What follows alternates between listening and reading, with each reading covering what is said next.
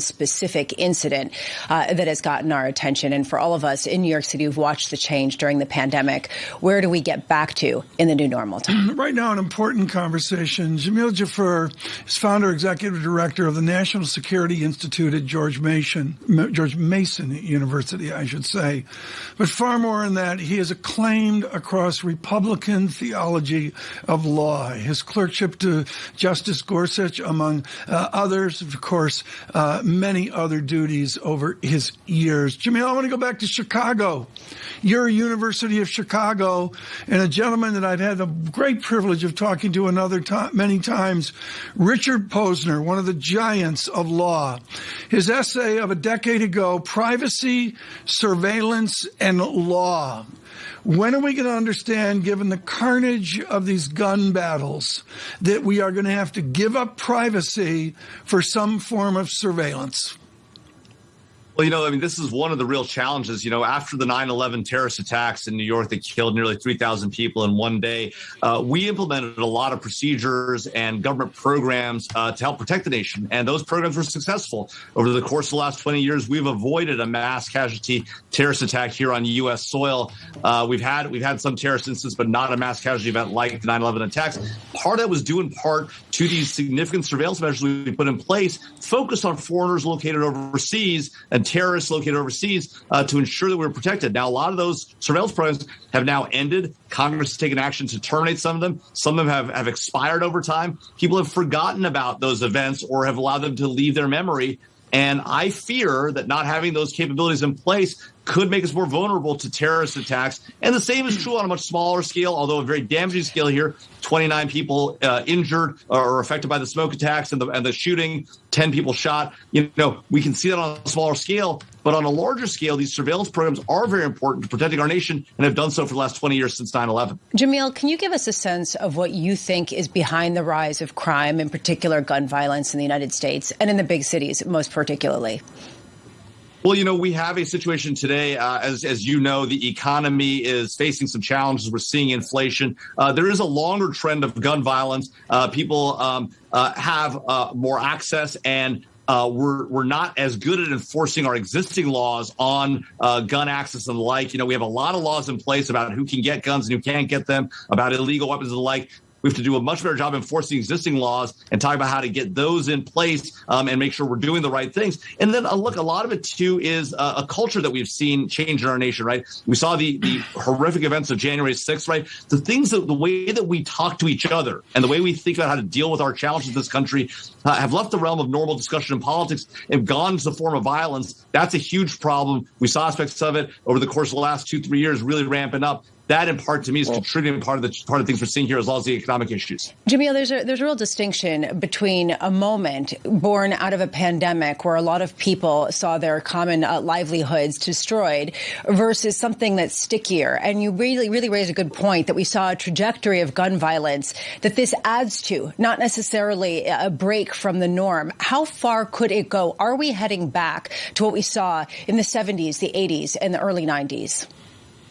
Well, one hopes that we're not. Obviously, that would be a very troubling trend. We are headed in a direction that looks like that. And the question becomes, how do we arrest that trend, right? Some of that is sociological and cultural. We have to change the way that we deal with one another in this country. It's really become toxic, and we need to address that. Our leaders need to step up and address that in a very robust way. Our leaders themselves have a hard time talking to one another. What do we expect of ordinary Americans, right? And so that's number one. Number two, with respect to the gun laws that we have on the books, we need to start enforcing those laws, right? We have a tremendous number of gun laws on the books, and the president's called for more gun laws. That'll be debated in Congress. But we have a lot on the books today that are not being effectively enforced. We need to focus on enforcing those before we talk about the need for new and additional things to do in this space, in my mind. Jamil, help me here with the Polarity of America. You are one of our legal aces. There's a broad spectrum of opinions. There's polarization, and we see that within this tragedy in Brooklyn, the shooting, crime. What are we going to do about surveillance? You know the story better than anybody listening or watching. How do we get America on the same legal page to get us away from the idiocy of thoughts and prayers? It's a real challenge. I mean, part of the problem is that I think some of this has to come from the top, right? Part has to come from the top and our leaders. Our leaders can barely talk to one another in a civil manner. They can't get stuff done in Congress. They can't get stuff done, between the president and the Hill.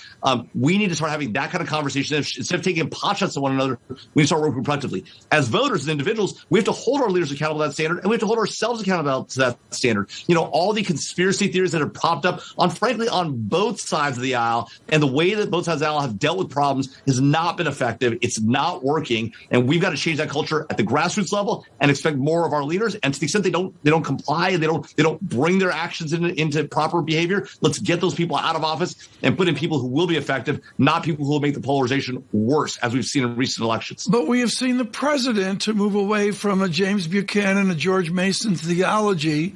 President Biden clearly leaned to the left in the early days, the weeks, the months of his administration.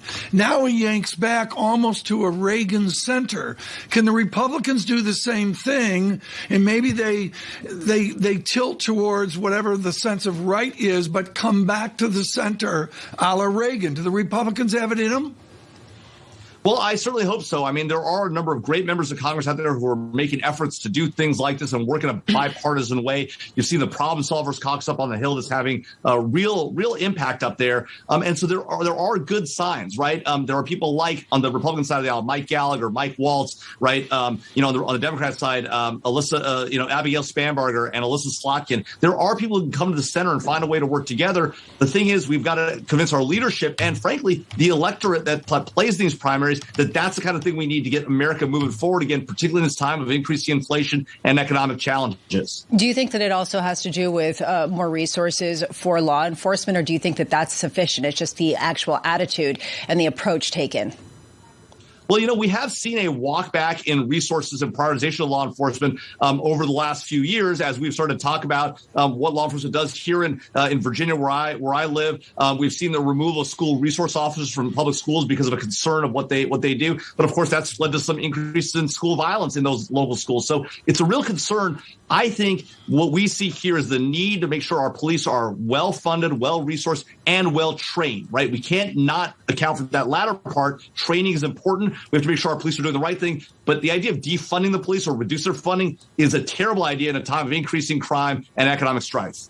Jamil Jaffer of George Mason University, thank you so much for joining us today, formerly of the White House, necessarily under President George W. Bush, I should say. It is time now for the Trading Diary with what you need to see in the day and the week ahead. Treasury Secretary Janet Yellen speaking later this morning in the UN Security Council meeting on Ukraine.